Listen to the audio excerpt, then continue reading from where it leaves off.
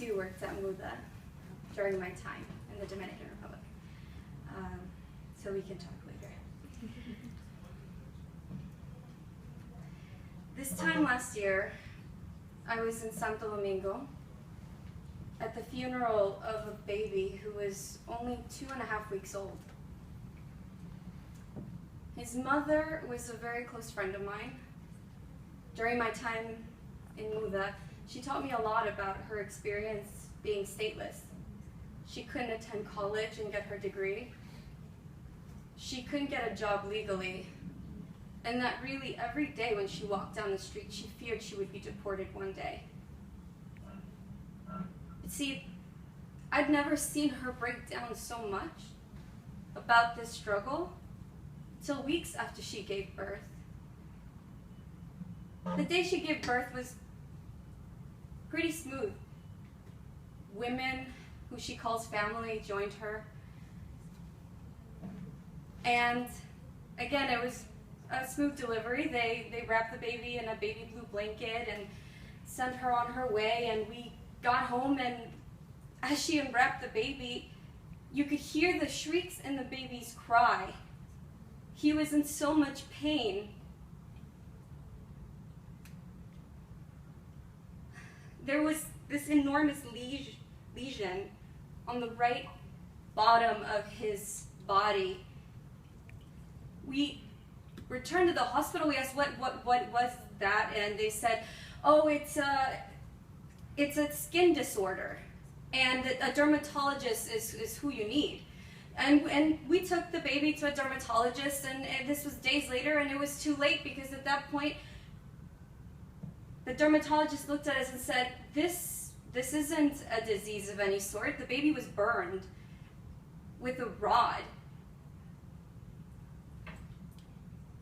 And as we're trying to figure out what kind of justice we could do to this, because the baby was denied a birth certificate, his mother, again, stateless, it was too late, because a week and a half later, he died. He died with no birth certificate, no death certificate. And the Dominican government essentially didn't recognize his existence. He did not live. He was not here. He had no name. But see, he did. His name was Lionel. He lived. So a lot is at stake here for all of us. And such stark perspectives we're given here today, but these are people's lives. Trying to live their life day by day. And so I hope that we did listen openly and thoughtfully, and that this can really just be the beginning of continuous dialogues. Because this affects people, real people.